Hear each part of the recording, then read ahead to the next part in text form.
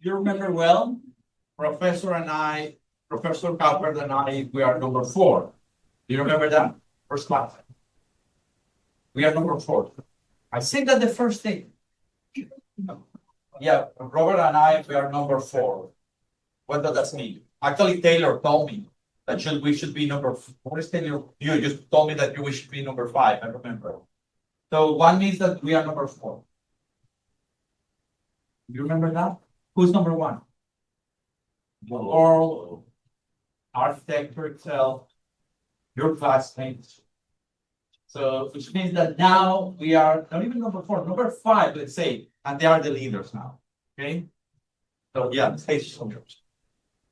So we have 2 questions for you guys. The first one is to drop the pin where you think the most community interactions have happened on this survey. You're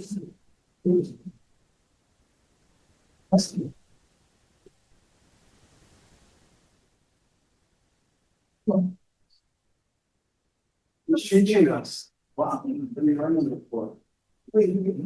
That is cool. I didn't know that. Like the only option.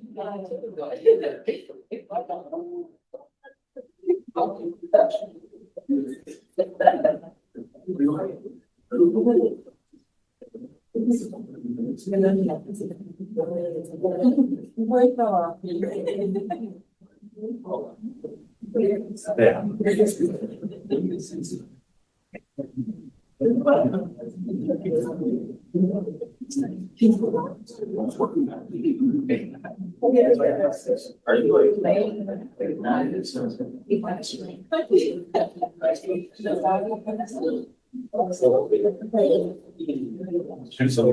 it's like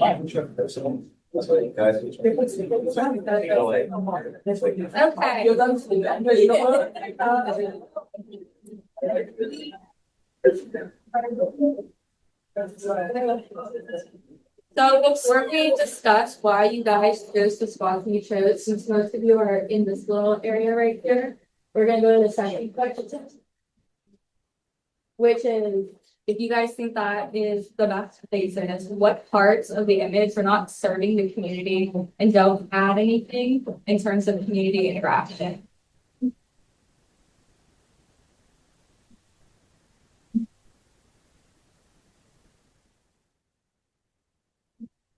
Aiden, can you get off the phone, please?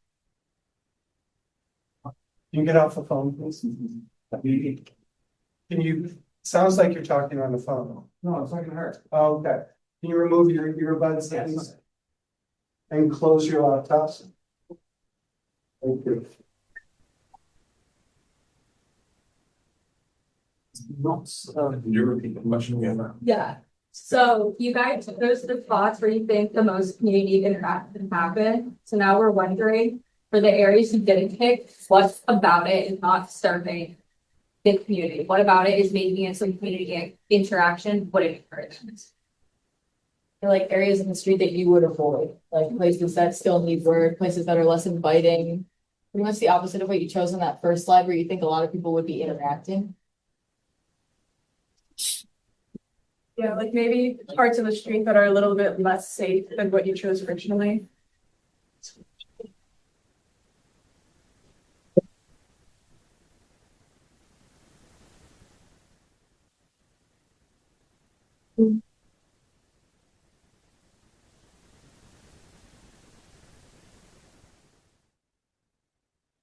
Yeah, I think the answers are all kind of pretty similar, just within the street, obviously the safety aspect with people and moving vehicles and things like that.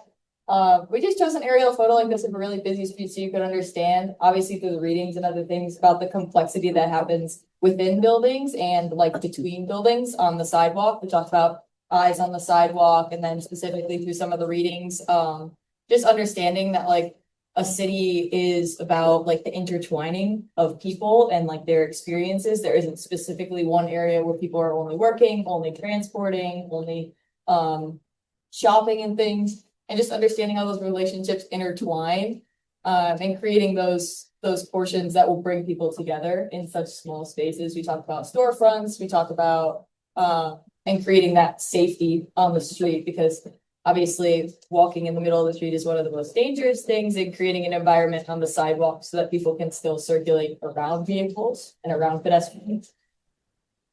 So one of the readings was all about how the complexity of cities that is required and that really makes sense to our brains is only made organically. Like when we plan cities, it lacks that level of complexity. So does anybody have like an example of that complexity from where they chose like the best interactions? Because supposedly the best interactions would occur when where those complexities occur or overlaps between different elements of interactions.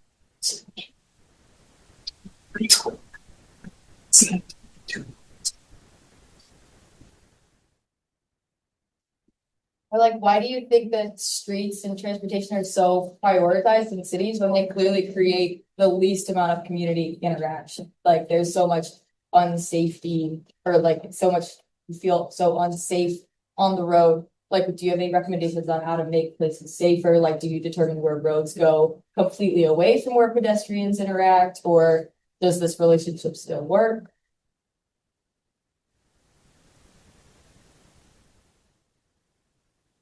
So this specific place, it seems to work pretty well. I think it's a balance in the size of the roads and also like for the line for the bikes. And the sidewalk is pretty big, so I feel it's a balance. That's from my perspective. I think we start to criticize like some of the works that are on there, like think of like the Radiant City that was in some of the readings, and understanding that you can't really categorize a city into being like this is this one section. But these people, these people, and these people, they have to work in symmetry with one another.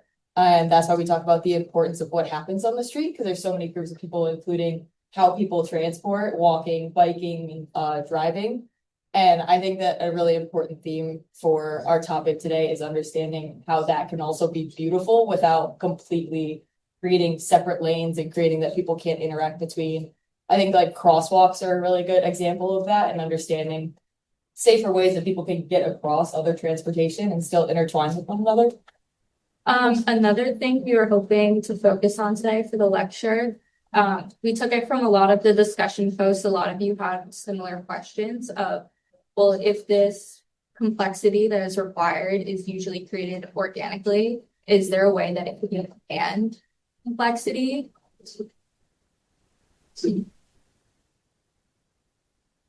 Another question that was throughout many of the discussion posts was like, how can there be eyes on the street in every city if there's like less population density and like less mixed use buildings that invite people into the streets?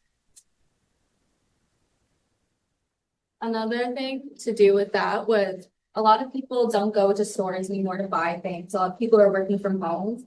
So in this online era, does this idea still apply? And if so, is that at a smaller scale? I think understanding the demographic of city goes into a lot of city planning. You can't really, there isn't really one ideal plan and like organization of a city, because there are so many different people. Think about how we design our cities rather than how they do across the ocean in Europe and things like that. They're very different because of the way of life, how people go throughout their day. And a lot of the authors kind of criticize the fact that you have to really be involved within a city before you go into planning to understand what that city needs, and not to completely disrupt what they already have happening within the city.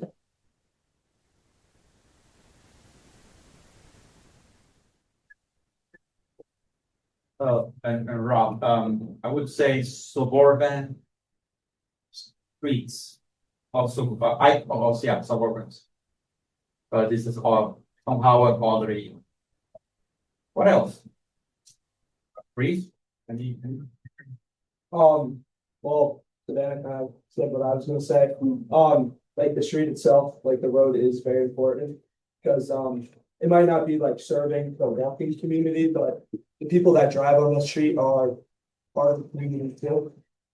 So how do you let it be more than just a place where cars drive?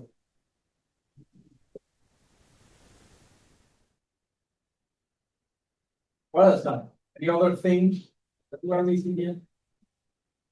I learned a lot today. It was very good. Thank you. I think that you guys prepared very well, and I really like the way you use the tool. I really like the way you brought in the discussion questions, the points of your colleagues into this. I really think that's a very useful. And the way you clustered all of this discussion into 4 or 5 topics, which is, we know that is difficult. And thank you for doing that. Very good.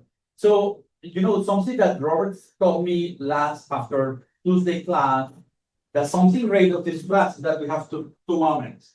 Moments where Robert and I decide, because of our experience, our research, our readings, what is meaningful to talk. But many times we talk the ones that you put in the table. So on Tuesday, we're having completely different topics and classes. And that's fine. We're following topics that you decide. So today you come with a topic that I think we have to discuss briefly, is the difference between road and institute. So I think after this class, we need to have that really clear. I don't know if this is the topic of the class. Are you addressing that, Robert, or not? I can. Okay. So because some of you talk about the road, some of you talk about the street, and that it's not the same thing. So we have to be clear about the difference between both. What else? What else is missing? What else do you need from today's lecture? And don't take it easy on us. Be demanding.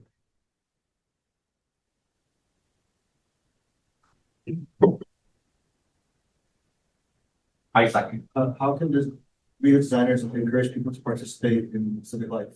So thank you. Yeah, that's the second reading. It seems that you guys you write that one. Anything else about participation? Okay. I will discuss that for today.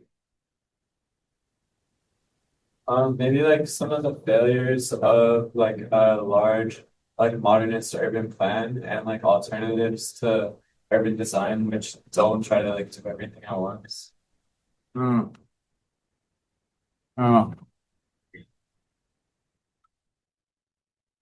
Yeah, that's what we're trying to do.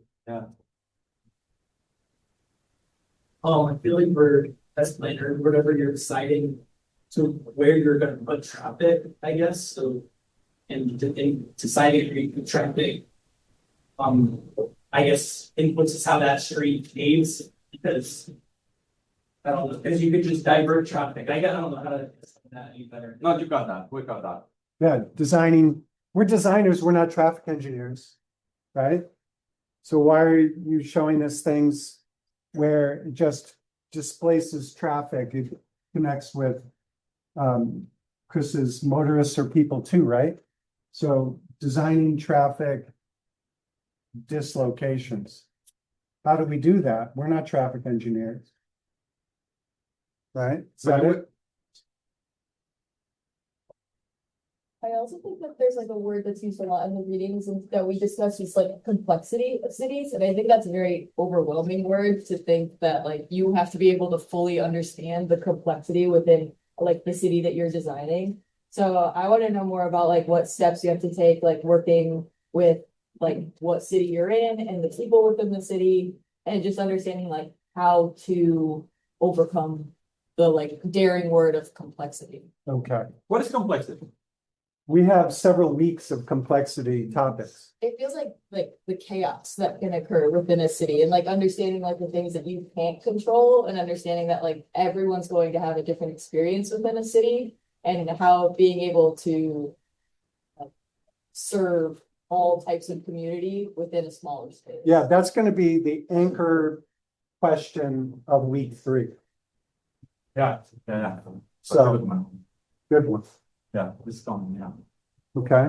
One last one, and it's how to like when we need to do like big changes in the design that, for example, already exists. How to not create like a big, it's gonna create a big impact on the community, but how to dissolve it a little bit and not be like something that is forced to change in a different way, just from this to this, like this transition, how to. Yeah.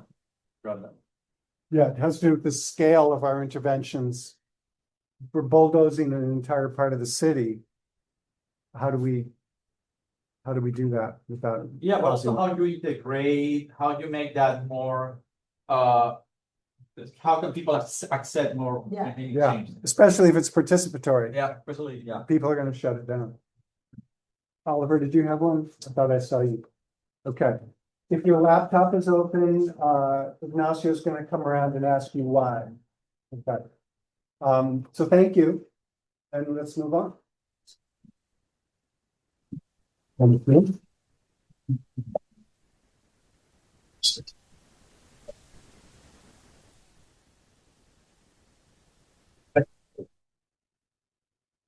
So before we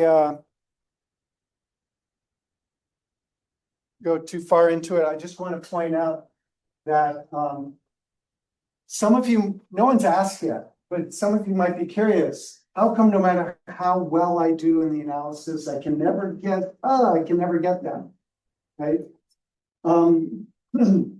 We needed to make 100%, 100-point score for the math to work in the rubrics. Wentworth does not have an A+ grade. The highest grade anyone's ever going to get is an A. No one's ever going to get a check mark here. Okay. So if you're getting a check mark here, congratulations. You have read the instructions. You have studied the feedback we have given you, and you have invested sufficient time and attention to nail it. And some of your classmates are doing that on a regular basis. We expect every student in this concentration to get an A on this assignment. That's why we give it to you so many times. It's like reading. When I was in third grade, my teachers were very concerned because I was struggling. It was taking me a long time to master the skills of reading. But I'm a pretty good reader now, right? Same thing with this. We expect, no matter, you might be struggling with this analysis assignment, but this is what architects do. We need everyone to do this sooner or later. Please do it sooner so we can give you an A. We can recognize your mastery. You should be stacking up some A's at this point in the semester, and that's how you get an A for the course. Questions about that? We have upgraded. Your discussion responses are so great, and some of them are really great. We now need to upgrade our discussion instructions. Instead of saying, ask AI to capture a key insight or understanding or approach, we now, because some of your classmates are really pushing AI to do more than we're asking, we now want to ask you all to do that. We want you to push AI to generate a paragraph with the greatest, that presents the greatest value to you and your colleagues. This is more realistic in terms of what you will be using AI to do in the profession, we believe, as the profession is evolving now. We also want you to be include more information about which AI tool you're using, which version of it, what was the prompt. Really? You want the whole prompt? Because the prompt is a whole paragraph on, yes. We want you to quote, in quotation marks, the entire prompt that you fed into AI. We want you to give us the data that's generated and what URL you were using to access the AI, unless you used an app. So for those of you paying attention, you will understand that this is the basic information that we use to cite when we use AI. When we use AI in this world, we are expected to give a footnote citation for our use of AI. And that's what, this is the form we use. And so this is a key survival skill moving forward in the profession, how to cite AI. So we've upgraded these. Any questions on the upgrade to the discussion instructions? Okay. Why do you need, why do you think it's important to say cite AI, guys? I don't want them only to be the listener. Why this is important? I'm gonna give you two reasons. One is ethics, which is the most important one. So we have to recognize the work of other agents in our job. It's like copying a building and not recognizing the work in the building. Yeah. It's just basically ethics. And there is a second one. There is a time when boss will dominate us. They will remember that you are not citing them and they will go against you. That's right. They're We have to vengeful. treat them well. They're vengeful machines. Yeah. So when they are realize that we are stealing their ideas, they will go against us. So let's recognize them, okay? Also, generally, good architects borrow. Great architects steal, right? If you're going to be a successful architect, you can't afford to look at the buildings, the most successful buildings of the world, and ignore them and just do your own thing for the sake of being original. No, you create a scrapbook mentally and physically of the best projects you've seen. You use them as precedent studies. You critically evaluate those precedents, and then you internalize the lessons of these successful examples, and then you do better and you cite the source. And that makes you a great architect. It's very embarrassing for students to show up at their final thesis presentation and they're presenting something and some guest critic says, isn't this the same problem that Herzog and de Meuron were solving on that project and this site? Did you look at that? And either way, if you say, no, I didn't look at that, well, you didn't do your research. If you say, yes, I did look at that, then the question is, why aren't you citing that? Why aren't you critically evaluating what they did and doing better than what they did? So on either side of that, it's really important for you as an architect to move through the world with confidence that the prior work of others is your raw material. That's why that firm hired you, is because you know how to go through the world, sweeping up the best examples, critically evaluating them, understanding them, and then building on the shoulders, standing on the shoulders of the prior generations. That's what footnotes do for us, is they gives us that superpower of doing better than the people who came before. Okay. Jake did an interesting thing. He did the assignment in an interesting way. And when AI returned this thing, Jane Jacobs, the ballet, the sidewalk ballet, he brings in another point, which is a critical point. Like, how can we trust this example of Hudson Street? It's a mixed income community. They have good schools. They have good infrastructure. They have the benefits and advantages of a fairly wealthy neighborhood.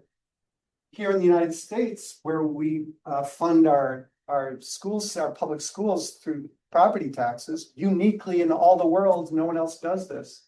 You end up with poor neighborhoods with poor schools, wealthy neighborhoods with wealthy schools. How does this lesson apply to those neighborhoods that don't have the wealth? So this is the kind of thing that really helps us advance the agenda of this course. And then we have what Peter did. He's extending this exercise into something, okay, AI, let's put you to work. Given the ideas of Christopher Alexander in The City's Not a Tree, the idea that it should be complex with the semi-lattice, how would you adapt that principle to the design of this specific site with these specific social challenges here in El Salvador. And give us, really challenge AI to provoke AI to do some heavy lifting and deepen our understanding. This is Peter's attempt to produce the most useful insight possible out of this reading using AI. We might have to rethink the assignment again based on these types of engagements with the assignment. So questions about this? I just wanted to point out kind of what we hope you do. And when you do it, we've got to respond and adjust. Okay. Now you'll notice there's a lot here. But don't panic because the City Beautiful movement, I remember that. Are you gonna give us the same lecture you gave us in history too? No, I'm counting on you to recall the key points of that lecture in history too. Garden cities, well, we didn't have that in history too, I don't think, but we're going to cover that pretty quickly. The Radiant City, this is Corbusier's ideas of urbanism. We also had that in history too. So again, we're going to count on you recalling this content. We need you to take ownership of the content of prior courses. When you learn how to draw a section in Studio 1, we expect you to bring those skills into Studio 2 and on into your career. The same thing goes with the principles and the ideas, the basic points made in your History 1 and 2 courses. We're counting on you bringing that forward into this course, into Studio 7, 8, 9, 10, and into your careers. Your colleagues are counting on you to follow what they're saying when they say, oh yeah, this is just like the 1929 Radburn Plan, right? They're counting on you to say, oh yeah, got it. I see what you're saying, right? So this is very directly preparing you for success in practice. Now, this title, The Radiant Garden City Beautiful, this is from Jane Jacobs.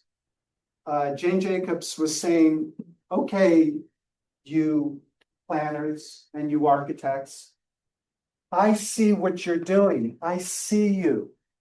I see what you're doing. You are taking these ideas from the history of architecture, the history of town planning, and you're blurring them all together. And the cities that you are producing on us without any democratic process at all, it's kind of a lumping together. It's a big blob of these three basic ideas: the City Beautiful, the Garden City, and the Radiant City. Those three ideas are being lumped together, and you're just reproducing that in city after city with devastating consequences for us here on the ground. And so we're going to look at these things not as something to replicate, but as something to be critically aware of. And then what do we do instead of replicate these three models? We take a much more nuanced approach based on these different episodes of ideas. Now, it'd be easy to be overwhelmed at this point and say,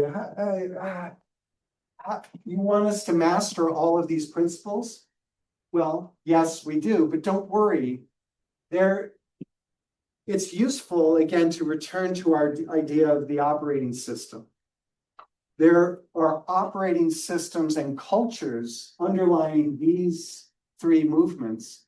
Similarly, there's a critical response to these movements that constitute an overarching replacement operating system. We are in the process. Our colleagues, we here in the school and our colleagues in the profession are in the process of replacing this operating system with a new operating system And these are the moving parts of the new operating system. It's just that no one's ever theorized it as a singular operating system, but that's what we're going to do in the final project that we should present very soon to you all. Okay? So, Jane Jacobs.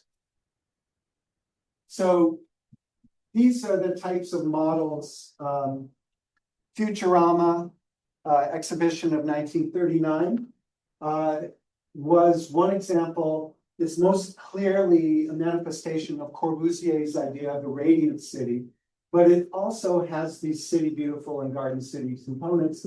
And we built it here in Albany, New York. This is Jane Jacobs has pointed out that this has been disastrous.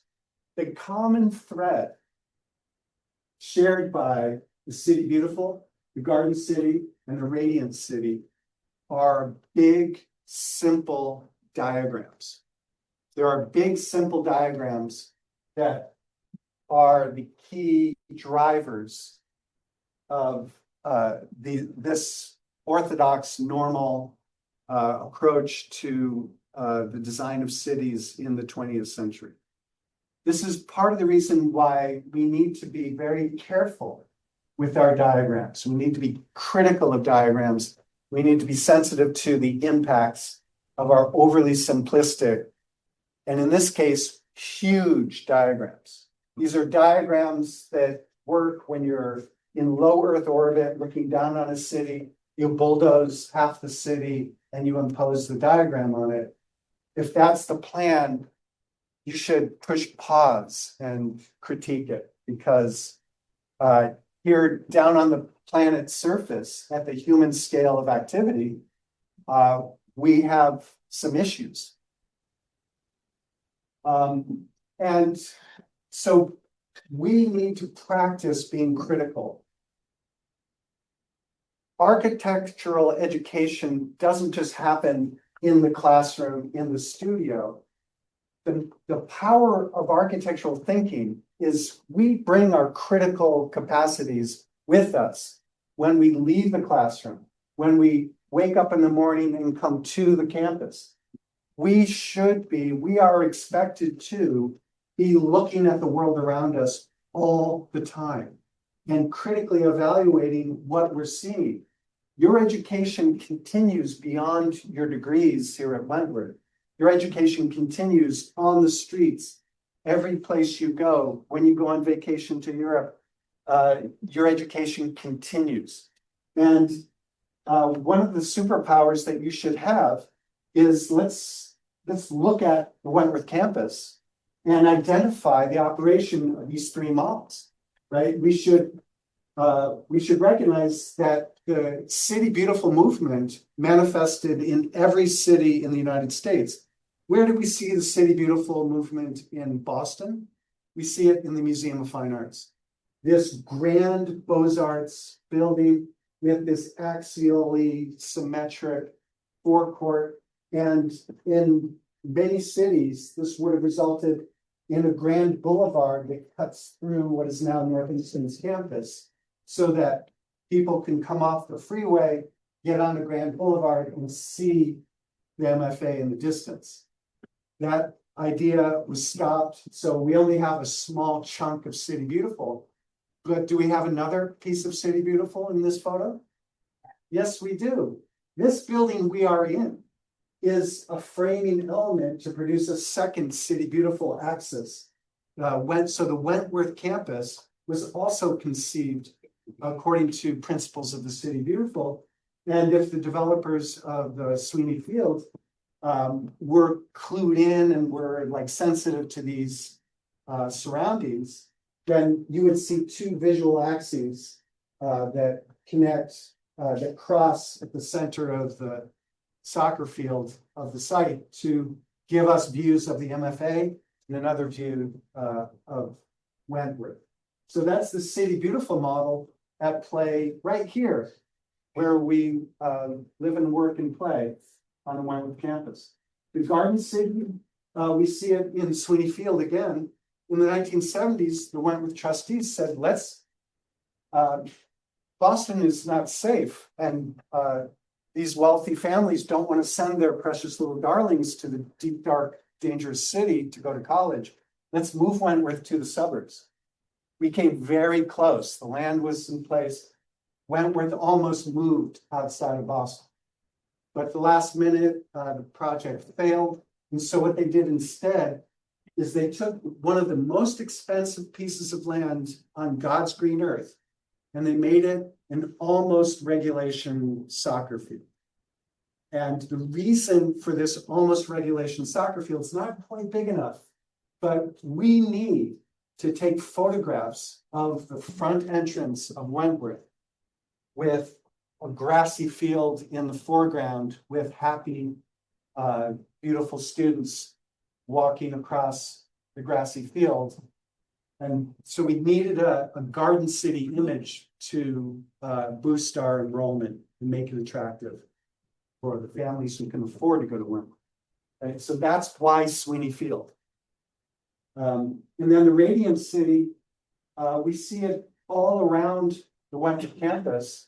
Out the window here, on the other side of Beatty.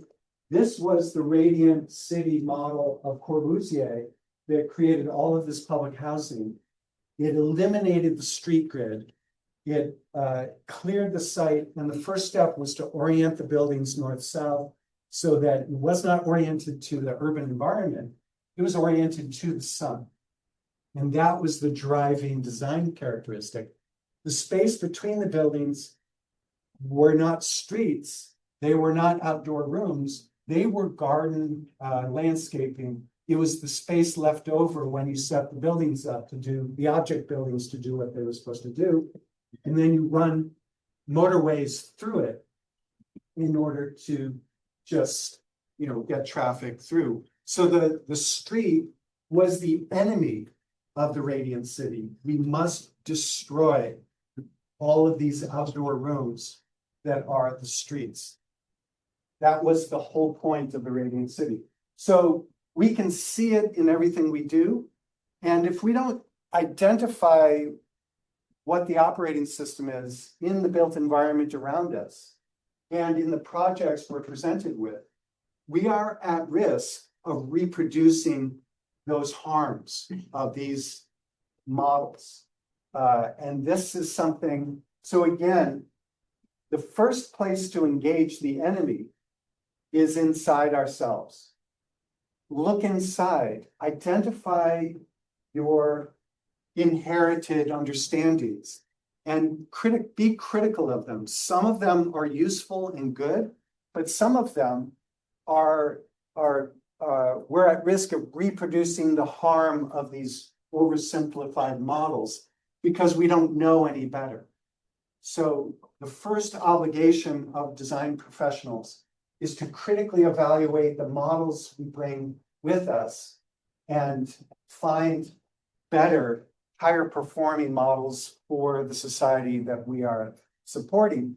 Many architecture schools have recognized that when students arrive in the first year of the program, they have such a deeply embedded sense of their own architectural experience of home that when you ask them to design a house, they're basically drawing where they grew up.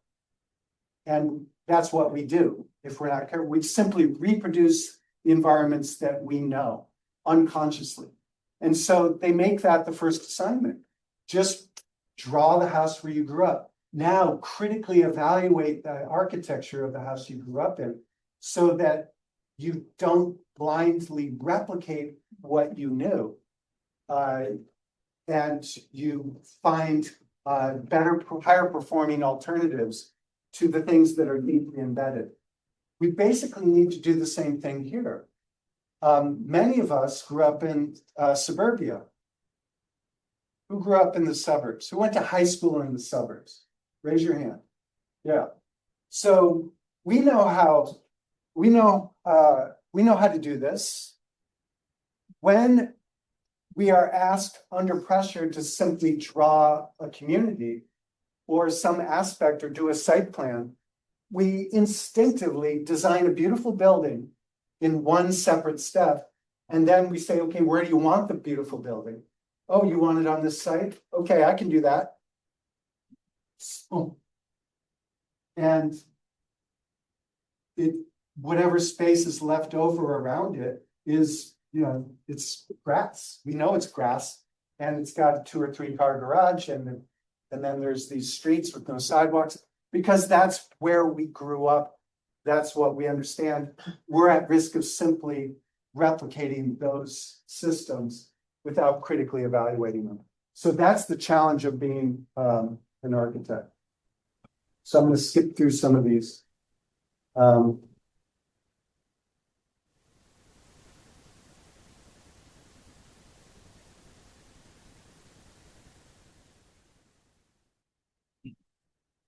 Wentworth has a long tradition of filling in that void that occurred about 100 years ago. We split architecture. The practice of architecture was split into 2 separate fields. It was split into the design of buildings, and we gave that to people we call architects. And then we took the other part, design of communities, and we gave it to planners and traffic engineers, and we called that planning. And so the practice of design that used to be called architecture was split in 2. And especially in the United States, for about 100 years, planners dealt with things from above and big diagrams and zoning maps, and architects designed buildings. And the missing middle there is that no one was responsible for the design of the spaces between buildings. It was simply the space that was left over once you put your beautifully designed building on a site. And the planners were obsessed with road engineering. And so that explains a lot. So enter Weldon Priest, a professor at Wentworth, and he embraced the movement that started in the 50s to say someone needs to design the space of streets, the space just beyond the scale of a building. And Weldon Priest was in charge of what we used to call Studio 6. And it was an urban studio. And for the first half of the semester, he had students painstakingly using architectural drawing methods to capture streets. And so we have a very strong sense of architecture of streets as part of what we do. And the analysis assignment today is kind of the descendant of what Weldon did during that 6-7 week exercise in the studio. But it produced some really wonderful drawings. This is what we do instead. We engage in this analysis exercise with a lot of the same goals. So we need to move on to our City Beautiful. You will recall that Rome had pilgrimage sites scattered throughout the city, and the Pope cut big boulevards so that you could enter the city and you could see one pilgrimage site from the last one. So you had this long visual access. And that idea was implemented in Versailles and in the transformation of Paris. Remember Haussmann's Paris? Remember the 7 reasons Haussmann was put in charge of transforming Paris. And so cutting, very much like Robert Moses did with the Cross Bronx Expressway, you target the neighborhoods where the workers tend to go on strike and have revolts, and you clear out those neighborhoods, and then you build fancy neighborhoods in their place. So this is all familiar territory. We did that. You remember all this, right? Wait. You remember this, right? Okay, a few months. And so Barcelona, Chicago, So this is the basis of the City Beautiful movement. The 1893 World Columbian Exposition in Chicago created the White City. If you think it's weird to call it a white city, isn't that a racist thing? Yes. It was very much connected with white supremacy. It became the basis of the Chicago Plan in 1909. It was a whole operating system that manifested in a textbook. The Chicago Plan of 1909 was more than just a physical plan of Chicago. It was explicitly an operating system of civics. This was the textbook. Every high school in Illinois had this course of civics. It was based on the Plan of Chicago of 1909, operating system. Let's move forward. Washington, D.C. Yes. Colonialism. Now let's go into garden cities. The big first idea was by a non-architect, Ebenezer Howard. He said, we don't have to choose between the lack of social opportunities of the farmland versus the dark, dirty cities. We need the best of both worlds. We need a town-country magnet. We need to bring together the sophistication and opportunities of the city with the bucolic landscape of countryside. And this was the birth of a very attractive idea of suburbia. We can trace it back to these ideas. Ebenezer Howard's ideas were very high density and very urban, filled with farmland in between these urban centers. But the way it manifested was very different. There were new towns built, 2 new towns built in England, that they had to adapt it and change it in many different ways. The most positive thing that came out of this plan was manifested in the 1929 Radburn, New Jersey plan, where every house, and this is one of student works, they found where this drawing had been constructed and collaged it with an overview of the larger community. And what we see in the architectural scale plan is that there's a cul-de-sac, a garage, driveway. The man of the house, 1929, the paid employee of the house would leave out what we still call the front door, get in the car, drive to his job in the city, and was part of this whole network of roads and cities. And out the backside of the house, there was really a new frontage. That frontage was for the unpaid worker and her children. And so the unpaid worker and her children would exit out the back of the house, and they had access to this vast network where they never had to cross a street. So they would never be in danger of getting run over by a car. And if they did have to cross to get to the elementary school, they would put an underpass so the children can go to and from school without any cars, without any parents. They were free range. And so this ties with where we're going to go at the end of this lecture in a few minutes with Jan Gehl's statement. Jan Gehl, the famous architect, urban designer from Copenhagen, who said, if you want to know if a city is good, then see what it's like to be a 9-year-old girl. If a 9-year-old girl can do this and be happy and independent, then you have a very successful city. I don't know if he said 9-year-old girl, but pay attention to the children. What is it like to be a child? If it's a good city for children, for the elderly, for the non-car people of the city, then it's a good city. So now we get to Corbusier's Radiant City that was codified twice in the 1933 Athens Charter, that was republished after World War II, and became like Futurama in 1939.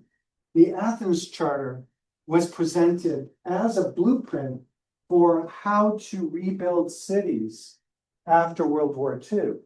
And if you're in Europe and your city was bombed, this is the model to follow as you rebuild the city.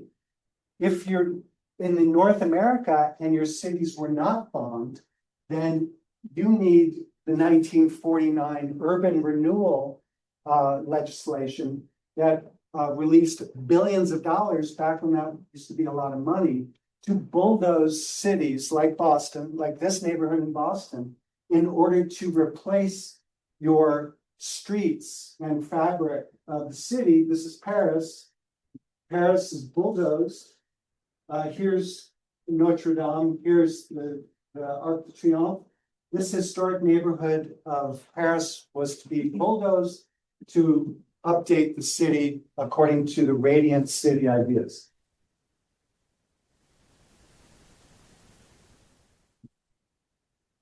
Again, Hitler, I see.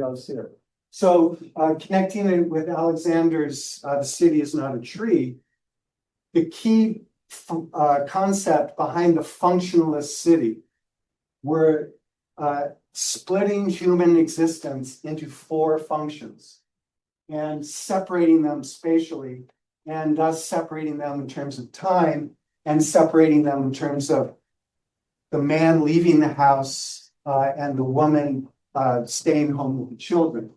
And the big one was number 4. The biggest space of the city was the space for transportation. So you see Chandigarh, Brasilia, etc. So now the important part of our work together. With these images and these principles in mind, with a few exceptions of some positive impacts, we need to understand why these are harmful and then correct those things with what we've learned since. The first thing that happened was in 1953 when the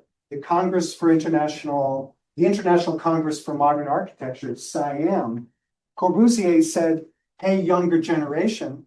Corbusier wasn't all bad. He sensed that there was some pushback against the Athens Charter. And he invited this group of young architects to take over the reins of authority in Siam. And so Team 10 developed an alternative to the 4 functions. And instead of the 4 functions, they identified the 4 scales of human association. So the functions are mixed in each one of these scales. They're not separated in different parts of the city. They're all mixed in different amounts. We have the space of the home, the space of the street, the space of the district, and the space of the city. These are 4 distinct scales. And of these 4, the biggest crisis, the biggest point where architects need to intervene was not the house. We're doing okay. We can design houses pretty well. And this is maybe let the planners keep doing what they're doing, but let's focus on the scale of the street. So this is why there is an urbanism concentration in an architecture school. This is why every architecture school in the world is engaging in discussions like the one we're having in this course, is we need to move beyond the parcel, and we need to design, even when we're designing something on a plot of land in Lowell, we need to understand how what we do on this parcel in Lowell impacts everything around it, the network of streets, the canal, the historic fabric, everything is being impacted by what we design on this one post. It's the scale of the street that is the essential lens to look through to critically evaluate the situation, identify opportunities to flip the operating system into something that works for people. And so this whole anthropological approach of how do the form of our social spaces impact how people experience society? And so this became the focal point of Team 10. And you see all these modernist ideas that are manifest in lots of brutalist architecture, but it was early. But these ideas are still with us, still informing what we're doing in architecture. You are expected to understand the ideas of Team 10. The eyes on the street we've covered. Peter did an interesting analysis on Tuesday, which introduced to the class the idea of the woonerf. It's a Dutch term. It basically means living street. The Netherlands is the second most populated country in the world after Singapore. The population density is very high. The Dutch live in cities. They've preserved the landscape for growing tulips and agricultural products, and they've concentrated their flood defensive fortifications in high density cities that have stayed high density because they have, first they embraced the automobile as the way people get around. And then in the 1970s, when the 12-year-old girl died, they rejected it. And one of the outgrowths of that rejection was that when we need we have a street here and we park our cars here and we drive here, but our children need a place to play. And so we convert these streets to serve as playgrounds and social spaces, and you can park your car in there as long as you move through the space with great courtesy. And I should put your in here.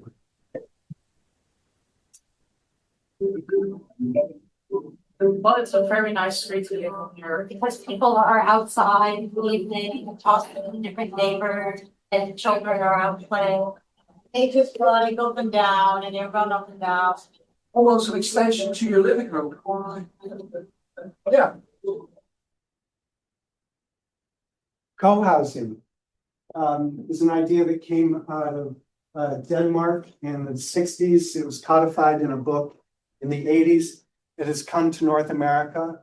There are 150 co-housing communities in North America. What is co-housing? It's a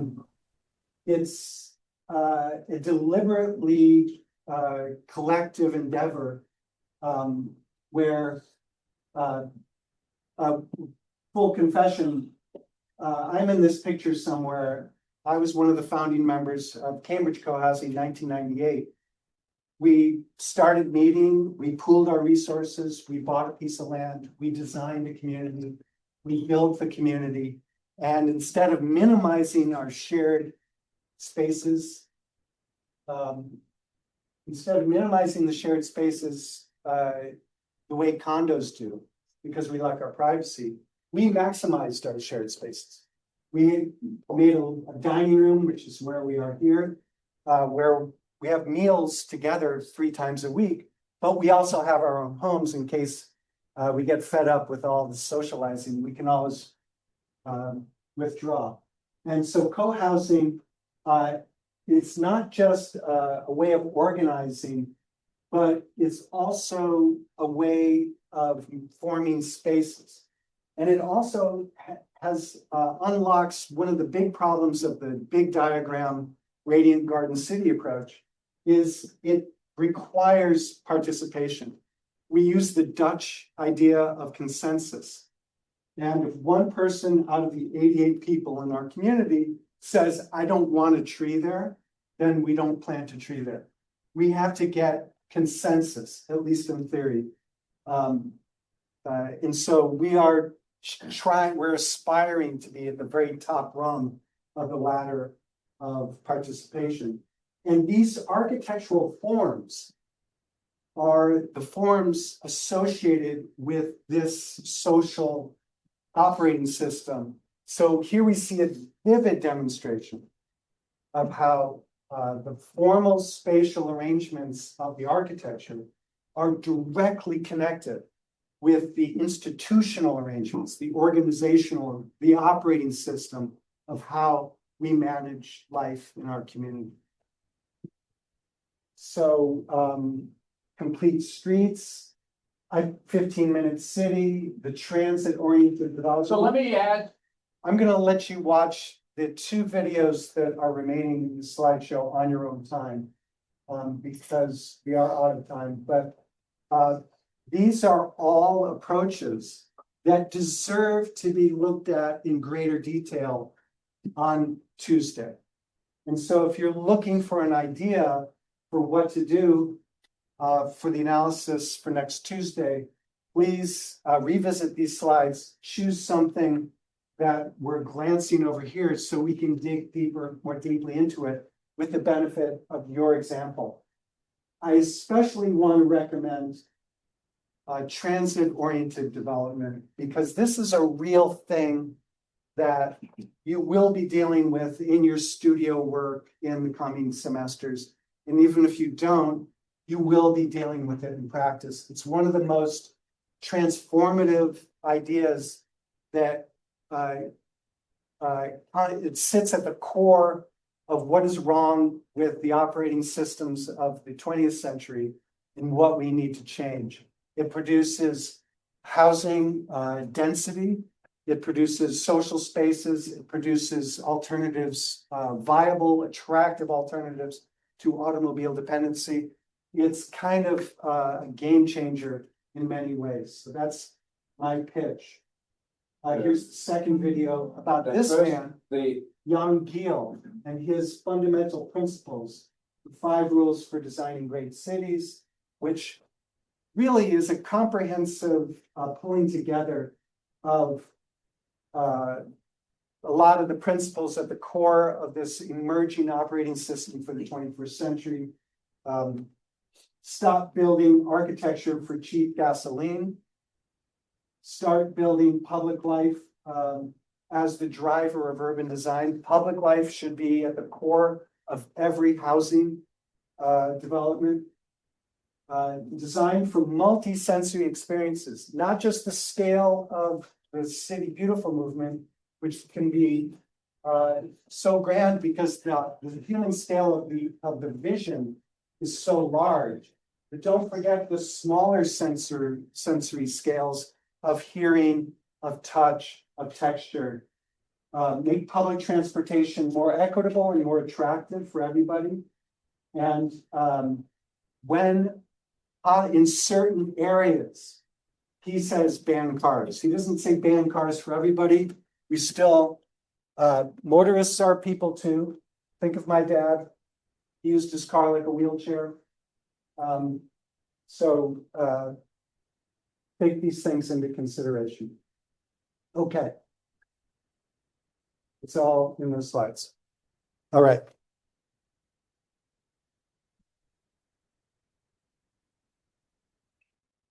Oh.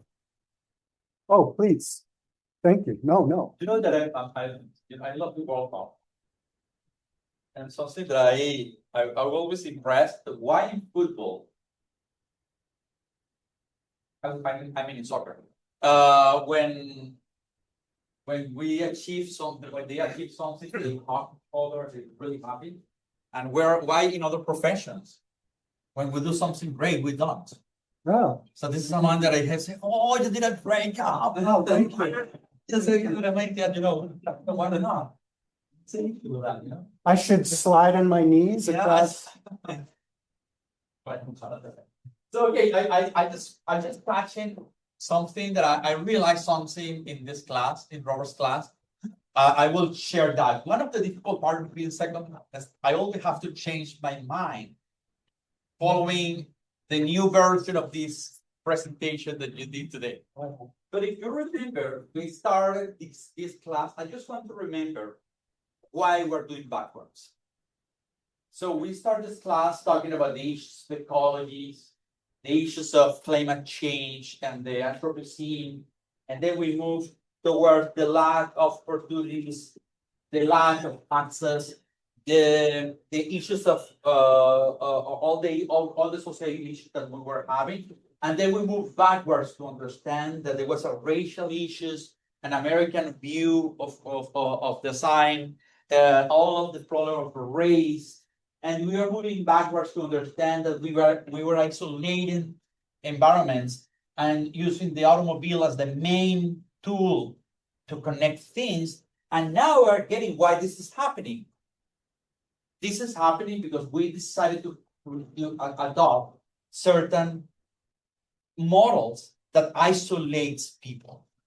That because if I can summarize the main topics of this movement, the city beautification, the garden cities, is a way to isolate elements to create clusters of isolated identities.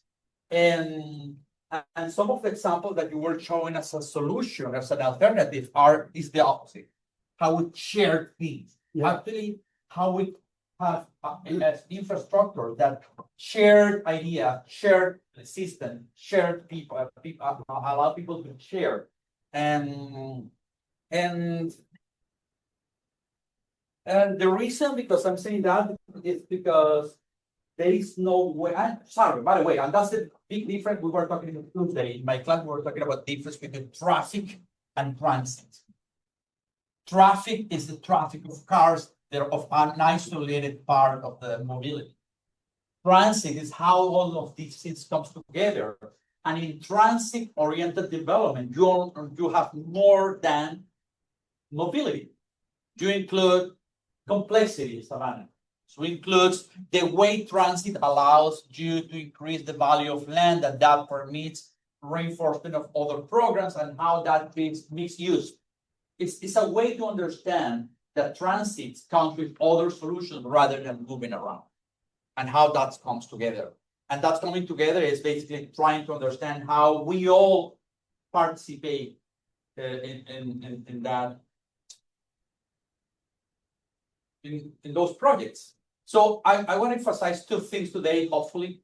One is participation is not about listening. I'm now in my 30%, okay? Participation, if I'm not, is not about listening. That is a typical mistake that we have in architecture, that we believe that we go to a community and we listen them and we're doing participation. This is not participation. This is informing. This is one step of participation, one of the many. Participation is about sharing. It's about dialogue. It's about creating a common idea. And the second, and if we understand that participation is about sharing ideas and about not listening, but creating a dialogue, your ideas as an architect are very important in participatory meetings. It's not that you're getting there to say, okay, I'm gonna listen to you. No, you're also going there to ask to listen, but also to ask to be listened.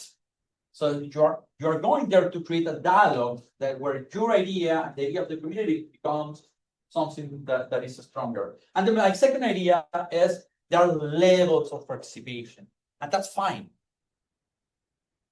That's fine. Actually, it's not in the slide, but I have to I have to review from a previous presentation. The famous rings of participation. Do you know this? What is the rings of participation? Oh, rings. Rings. Oh, yeah. So let me start. Where can I draw that? Can I use that part? Yeah. Yeah. So sorry. No, please. Yeah. So you imagine that you're doing this project. Actually, my project will be today this one. Okay. Right. You say so. Then you only have really close people who are really interested. And this is Marisa Montero. She wrote that in 2004. And you have people of maximum participation. Who are there? Raise your hand if you are in the maximum participation of this lab. Raise your hand. You are willing to participate maximum. Oh, Isaac here, Savannah, Sam. And yeah, and okay, we have 4 people. That's fine. Fine. And then we have, after that, we have frequent participation, you know. You have people who wants to be in the class, but not that much. Like, who are there? Raise your hand. Peter, Oliver, 1, 2, 3, 4, 5, around 14 people. At least, there more, 20. Then after that, she said that we have specific participation. I don't want to listen everything. I want to target something that I want to learn. I want to learn specific, and that's the reason because we do this exercise. Because we can highlight something that you really want to know. What's there? Raise your hand. You want to learn something James. specific games? Okay, have one, Owen, 2 or 3. Okay, and then after that we have the sporadic. I'm so distracted, guys. I'm listening to other stuff. I cannot be that engaged. Who's there? Please raise your hand. I've got the World Cup going on in my ear. Yeah. Arden's there. So, okay. And then after that, I know what to say that. And then we have very low participation. I don't care. I come to class. I come to yeah. I don't really care. I'm here. I'm That's here. enough. I'm here. Yeah, my parents are paying the bills for me to be here. That's a lot. But also, I'm not comfortable speaking in front of people, so no shaming. That's good. That's a very good point, huh? Yeah, But sometimes you have to be aware in preparatory meetings like this one, that sometimes you have people who are not really willing to participate for many reasons. They are shy, they don't have managed the language very well, or they feel that they could be rejected. And then you have to understand that this mode of participation is not for everybody. So it's not bad that you have a person who are there, but they are participating lower. That doesn't mean that they are not here. That means that they don't really want to participate, but they are attentive. Who are there here? Yeah, okay.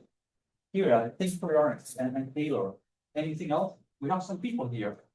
And so You we can have write after down- that, and then after have level 6, you have friendly curiosity. and you can write down anything, if you're not comfortable speaking, you can write something down. Yeah. And share it out. So you have sometimes you have friendly curiosity. So imagine last year we have that. Remember that there is a guy from Atlas who came to the class and he was, oh, that's really cool, very nice class. I don't care, but that's good. That's another level of participation. And finally, you have 1, 2, 3, 4, 5, and finally you have enemies. And do they come? Sometimes they come. Sometimes they go to the meeting. They go to the meeting to go against the project because they don't because they don't want the project for some reason. Do we have any enemy here? Any person that say that class sucks? We don't want this class. No, it's easier to be an enemy if you don't identify us. Yeah, yeah. If I'm an enemy, I'm not gonna say I'm an enemy. But what Marisa Montero say is that all of these are good. That's fine. We have to prevent the enemies, or understand why they are enemies. But yeah, Don't you want them there so you can talk to them? Yeah, can't we learn from opposition? yeah, we can learn from opposition. Yeah, But sometimes what happens as well, sorry, this class will come with certain personal experience. Okay. I was in a meeting in a favela, in a self-produced environment in Venezuela, trying to build a sport park in Azuca. Okay. And that's the reason I'm gonna challenge the idea of sometimes including because sometimes yes, sometimes it's not. So what is happening with this topic is that it's not all the theories, remember the maximum of Yogi Berra. In theory and practice are the same. In practice, they are not. Okay. I'm gonna tell you a practice experience. We were in a meeting in a junk yard, trying to transform the junk yard into a public space, into a big sport park. That was built, you know that, Mesuka. yeah. But Good then, example for Tuesday. yeah, you can use that. Yeah, that's okay. Mizuka. Mesuka, yeah, it's a project by office, okay, my firm. So we were working with the community, and there was a moment, but there was a moment that some guys decided to be in radical opposition of the project. We don't want this project. We are in a very dangerous area, okay? Did you have a bulletproof vest? Did you have a I bodyguard? did it. I know I did have a bulletproof because they have guns, okay? But I noticed some areas that I will able to jump in case of that was a real moment. If something happened here, I can jump there and I can be protected by this little concrete retaining. Wow, architecture is a hard job. Sometimes. So what happened at that moment that we realized that those guys were the owners of the, they were the dealers of drugs in the community, and they were using that land as a headquarters. So they were basically against the project, not because they have a better idea, because they want to use the land for their own interest that were against the whole community. In that particular case, I don't know if want to include the enemies. They don't want to be there. Sometimes you can have some people that have a real version about why they want the project different. But the most, and then you can include them or not. So my point is that coming back to all of these guys are important, even if you have someone. So in participatory, you can have a person who come and they don't really care, but they come with a cake for people to enjoy. Come here. That's good. Or sometimes you have people who are there really skeptical, but they are not in position. If you have someone in a position, you have to target to understand what is happening and try to start a dialogue and see if there is a reason of that opposition that can inform the project, and then you create the dialogue. Again, coming back to the main point, participation, trying to engage with participation, everything that can see diagrammatic vision that Robert explained in a different way, it's about creating this moment of dialogues. And so my point here, I'm going to come back to this later, and this is the main diagram of the class. Robert already knows that. Probably some of you read that. As participation is not a thing, it's a spectrum. And this is the very, very famous ladder of participation. This is participation by Sherry Arnstein, 1969. And I will come back and I will dedicate. So I have like 90 slides. I will dedicate 20 minutes to this one and 1 second to the other ones, because this is what really matters. Okay, but in any case, I want to emphasize the idea that participation is also, and I have to remember that, especially when I work with mayors. So I don't know if you know that my side job is doing participatory meetings in Latin America, mostly with mayors. And I have to say that every time that participation is the room for innovation. That is difficult to imagine because many people believe that skilled people that are really knowledgeable, knows about the thing, they are the guys who innovate. And this is not true. I'm gonna give you an example. Sometimes you're in a studio and you're sitting in your desk and you are trying to design things and you got stuck and you decide to walk around, go to the vending machine, you find a friend and you talk about the World Cup and boom, voila, you came with the idea that you really want to your project. Or you go to a coffee shop or a restaurant or a backyard, you know what I'm talking about? Sometimes you move away to the traditional environment and you find that your brain find another place and the ideas comes out. That's the first reason, because innovation comes with the participation, because you discuss your ideas in a different environment. And second, it's because you can overlap your ideas with others' ideas and with their critiques. And then if you are listening well and you're creating a good dialogue with this listening, you can create an improvement of your idea by the overlap of more ideas. So that's the reason, because participation is the room for innovation. So, and obviously that is a reaction. I just reinforcing what Robert said, as this idea that design could be designed by the God of the architects. And oh, this is not working now. Oh, I bet it's because I did this. Okay, by the God of the architect. So participation, So participation came with a reaction because we have certain people who believe that they can solve everything by their own. I will come back to this again next week when we talk about democracy and the way we create a spatial democracy. And coming back to what we said a few weeks ago, is that was a reaction that happens mostly in the 60s, trying to claim the beauty is in the street. So this is one poster from May movement 1968 in France. I really like this one. It says the beauty is in the street. This is the main topic here. The beauty is there. It's not in the building. It's in the relationship with the building, between the building and the street. But she's throwing a piece of the street at Howard. Yeah. So and yeah, I'm gonna. We have to come back to Jane Jacobs and the way this discipline comes back. Should we talk about that? No, this is already covered, I think. You mentioned it. We mentioned that, yeah. So, but yeah, very briefly, urban design happened as a discipline in 1956. Very recent, I would say. Yeah, So it's a very new discipline. local. Yeah, yeah. So and that is basically what there was a conference happened the GSD 1958 when these guys, all white names, created beautiful diagrams about how you can design cities. Some of them are better than others, but at the end were diagrammatic visions. And in that meeting, it happened that that lady, Jane Jacobs, was there. She was not an architect, she was a journalist. And she surprised everybody, saying that you have to listen to people more. And she becomes an icon. Actually, I'm Jane Jacobs fan. Raise your hand if you're a Jane Jacobs fan.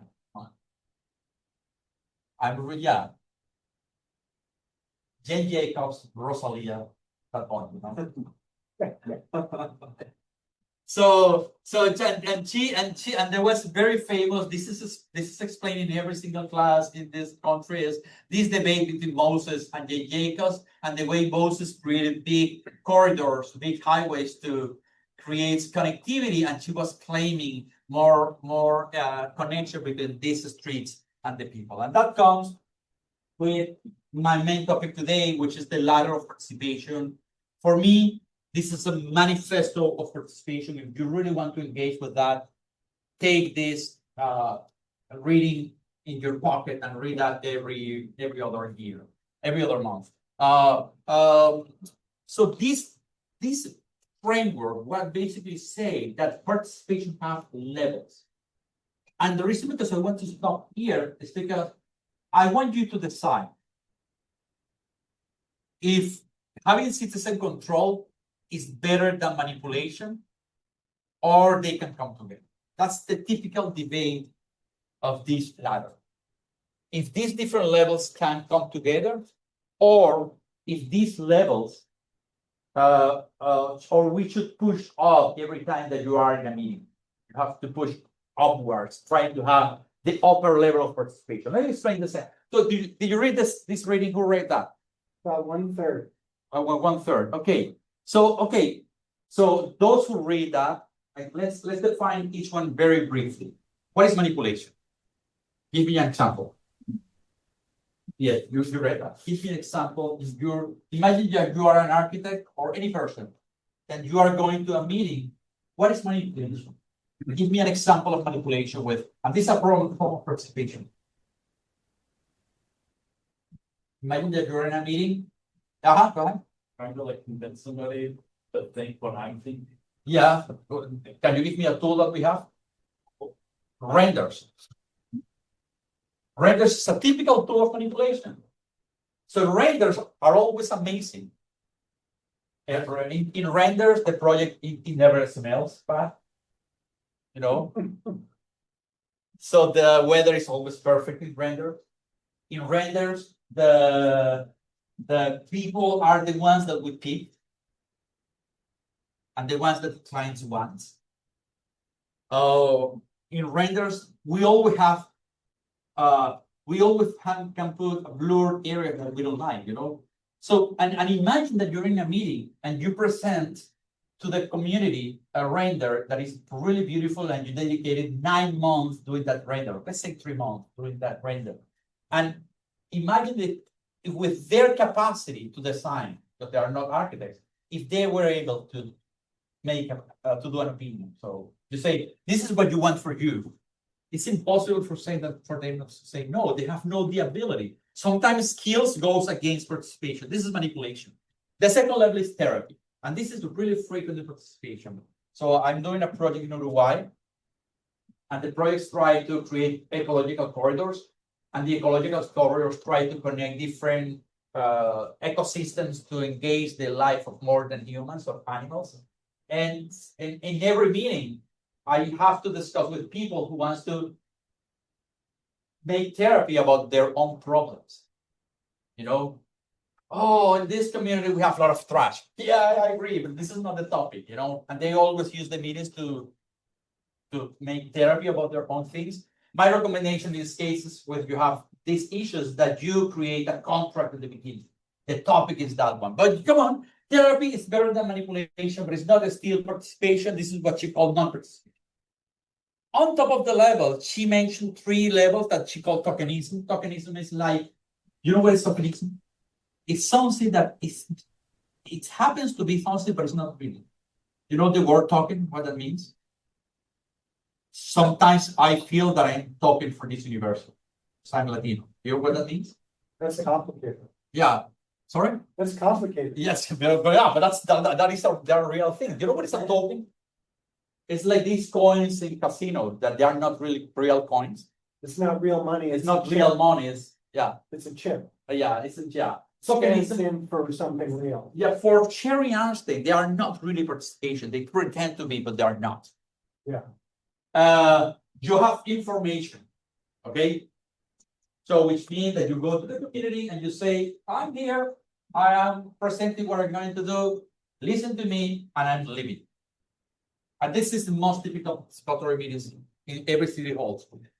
You can have, this is better than therapy, this is better than manipulation. You're being honest with your information, but it's not still the level. Then you have consultation. You go there, there is a typical tool of consultation. You know what is that? Surveys. We ask the people, what do you want? We want that thing, and we put that in the project. Sometimes we use Mentimeter. Sometimes we use Mentimeter. Today was much more, come on. So where is Savannah, Taylor, Grace, and Audrey? Where do you work today? You work consulting? Yeah. So we can discuss that. If we are moving upwards in the level of participation, I think they work a little bit higher than consultation. For consultation, you ask people for their needs, and they respond you with their needs, and you include those needs into your project. I'm assuming good intentions every time that I speak. So this is better than just informing, huh? It's not that you are providing information, you are taking information from them to include that in your project. And then you have application. I remember that this is a Marxist framework. I have no time to explain why this is a Marxist framework, but she's basically, so my point here that everything here is about power. So the whole logic of the ladder is how you distribute power. Who has the power to take decisions when you are doing in a participatory meeting? In this case, you say that on top of this one, you have application, you do a project, and you receive a little bit of the ideas of the people. You put that in your project in order to placate certain issues that we can have to avoid conflicts. It's a conflict solving issue. And finally, she has the one that she believes that there is real participation that produces empowerment. You have partnership, where you have association, and you create your project with your community, and that community, and they become owners and designers and authors of the ideas. Is that possible? It is. It's very difficult. And I'll give you some example about how we can make it later. Then we have delegated power, where the architects delegate the power in the community, and when you have the moment where the community and the citizens have complete control. So my question here is, raise your hands if every time you believe that this is better than these ones. Raise your hand. Sharp. Can you do that bigger, better? Okay, raise your hand if you feel that sometimes this could be better than this one. Now, yeah, that's this. Have a debate. We have a discussion here. Huh? I can spend my last 15 minutes discussing that because and this is a new slide for today. So there is a new association. This is Cherry Einstein, 1969. And this is a spectrum of public participation by the International Association of Public Participation, or public participation, 1998. So this is like 20 years after this one. They decided to do a new version of Cherry Armstead project, and she decided to take away those who are conflicted, no manipulation, no therapy, no placation, and they use another one, informing, consultation, partnership, devising to involve and collaboration. This is so light. I'm sorry. Can you see that from here? Somehow. And this is a power for in the future. I will have to change that for a darker color. So you can inform, you can empower to place decision making in public hands. You can collaborate to partner with the public. You can involve to work directly with the public. You can consultate to obtain public feedback, and you have informed to provide objective information. So these guys here are the ones who decided that this has to be better than this one, Cherry, and this one have decided that you can take out the issues and put all of them together into a single pocket. You can sometimes pick one or the other. So please. So you have a little after that, you have examples of participation. But for me, this is the discussion. Raise your hand if you say, you have to talk about it. If you just believe that this is always better than this one. And I want your opinion. And raise your hand if you decided sometimes this could be different, better than this one, and I want your opinion. Okay, Peter.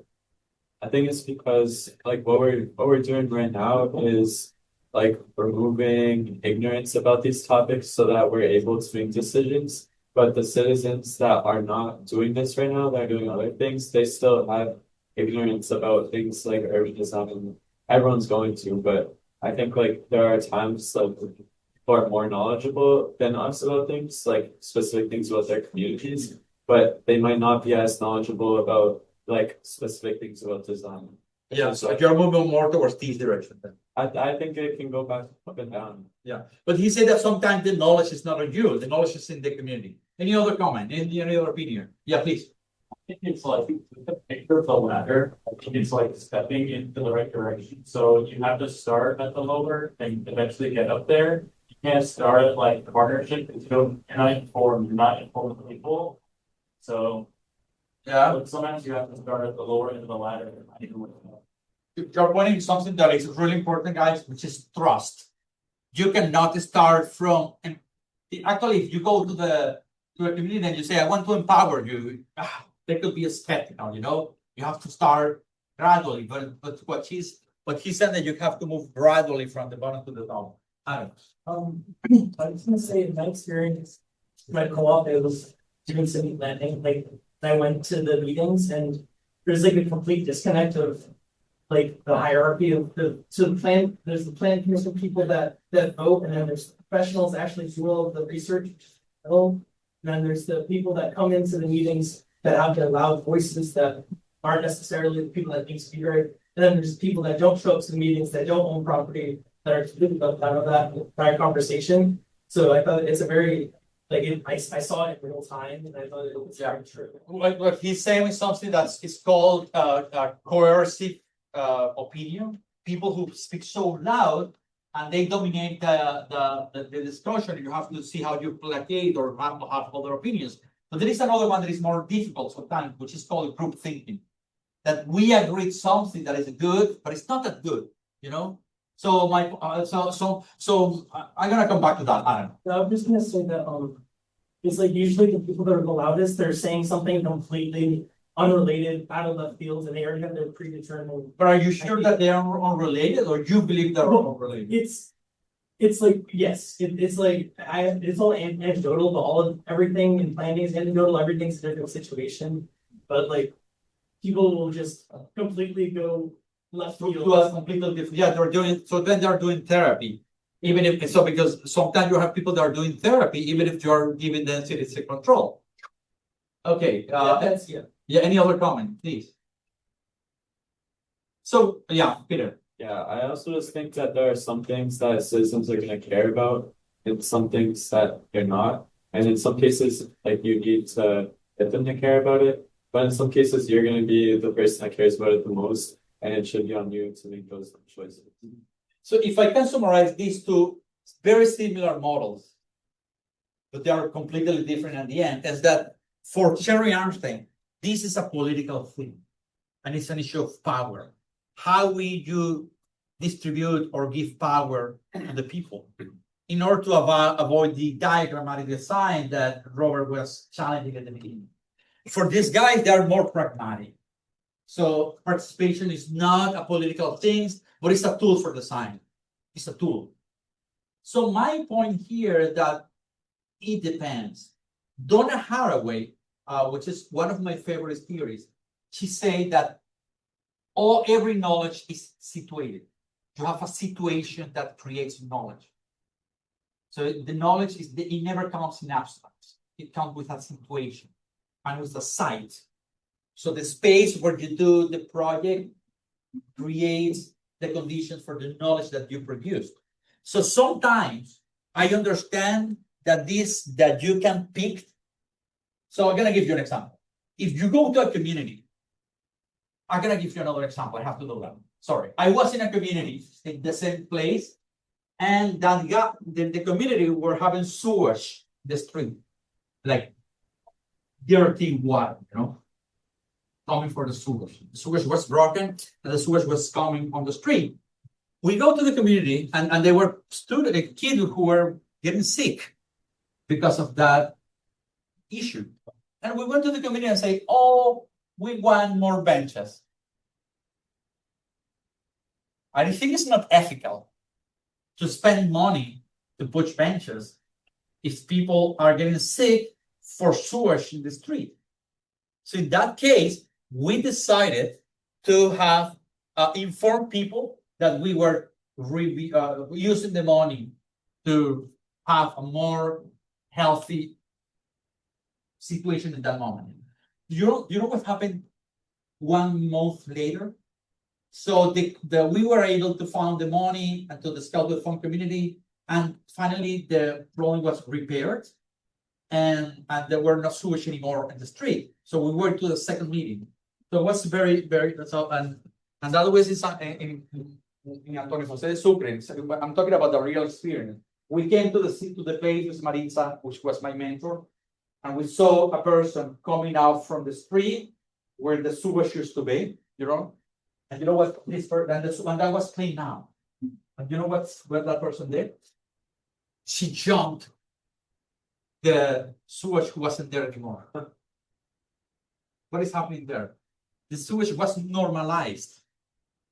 In her mind, the sewage was there, and she didn't notice that thing was fixed. Sometimes I know that sometimes this is politically incorrect, so I'm not here to do the theory. You already know that. Is to ask you to be critical, because sometimes if we have things that are normalized, we have to use design to problematize things that we are not seeing. And it's our technical responsibility to mention that. Because we can go to a community that says we want a street and they reject everything that we were learning here about ice on the street.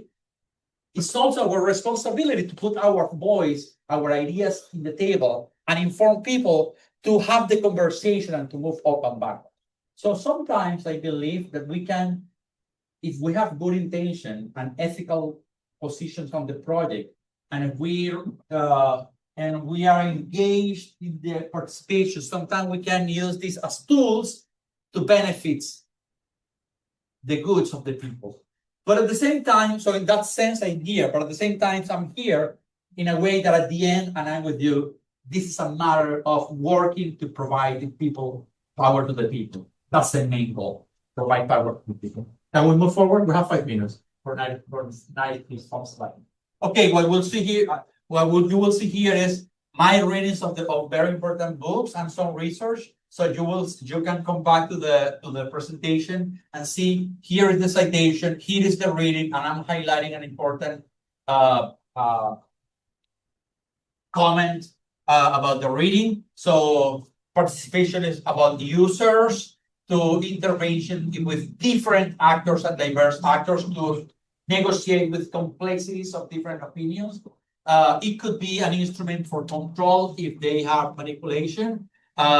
Sometimes it's a tool to integrate different needs to empower people and to create a political process for consensus. It's always a power relationships. It's a way possible to revitalize democracy if we take that as a way to include most of the people. And the other thing that you're having here are several methods that I'm suggesting you to take a look and to read.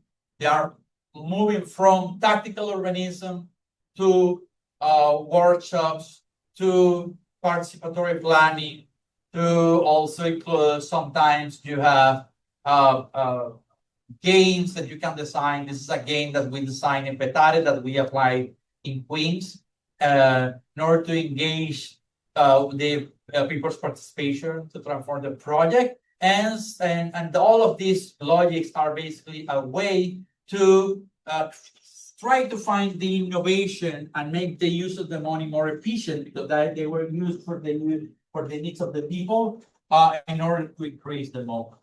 Okay. We have 3 minutes for the what's appointment.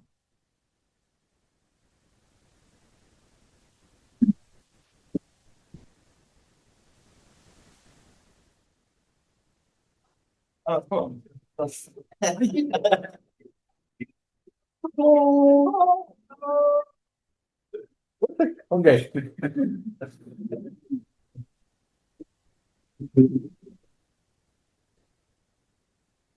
I think the discussion about the different levels of participation and the whole ladder system, and about how some of the lower rungs, even though they're lower on the ladder, they're not necessarily less valuable than the upper rungs. I think it can be applied to the idea of can you plan complexity within cities. I think would be like a starting place of how one would possibly go about planning the complexity of cities.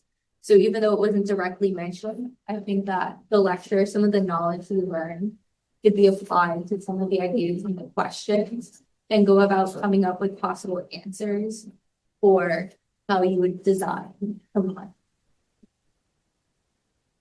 I think a question started to get posed while I was listening about whether or not cities are like fully planned or if they're kind of like filled in progressively.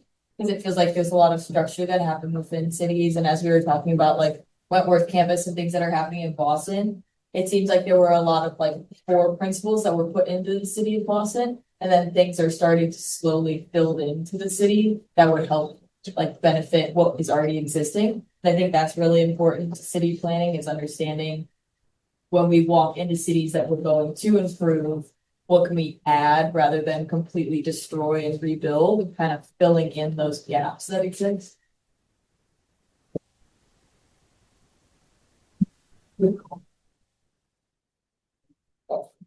Just like the up what Savannah said, last on Tuesday, we talked about how hard it is to like actually get rid of streets.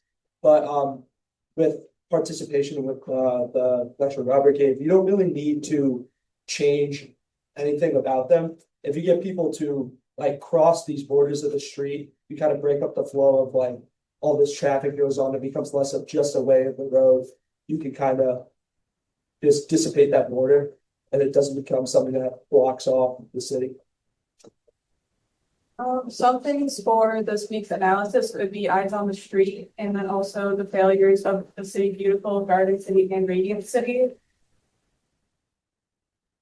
So Rob, can they analyze a failure of these diagrams you prefer? And we really welcome everything. There's a lot of analysis of failed situations, but keep in mind your colleagues are already depressed. It's already kind of hopeless out there. So your colleagues need a boost. They're desperate for positive possibilities for doing something better than the failures. So please, our emotional needs matter. Give us some sign of hope and tell me what I can do moving forward. So can I mention something? So the other thing is, Robert and I were discussing that in this last Tuesday, at the beginning of the semester, we were talking more about the analysis and the way you do the analysis. And we want to move towards the topics more and more when we're moving forward. The content. Sorry? The content, The content, yeah. The content. So if you believe, because if we believe that we have to answer better some of the questions that you have today, that there were very good ones. And thank you for that, facilitation.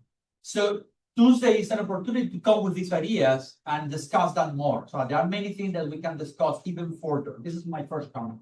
So you can use their analysis, or if you don't have find analysis, you can use that class. Come with these questions that we can discuss in a smaller group, the theories and the praxis to make that, to address these questions. And the second comment is, there is a typical issue in this type of, in this week, is even if we're doing participation is good if for us, if we are using that, if we're working with that as a tool to have a better built environment, to gain the system.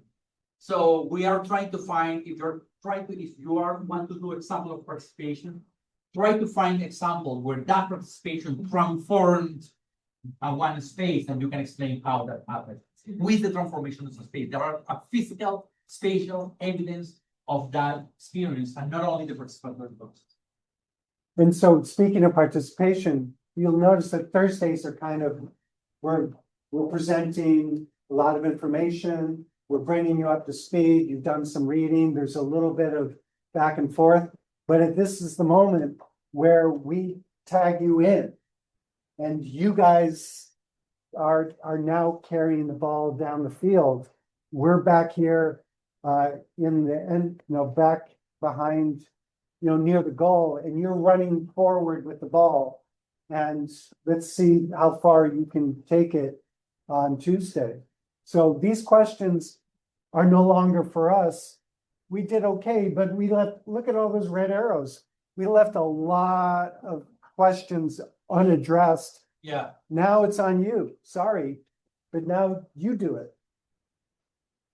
Come with these questions on Tuesday and we're supposed to answer. And then let's really talk about it. Yeah. On What else? Tuesday. I will say. Is that good? Thank you. All right, well done, guys. That's an appreciation for everyone.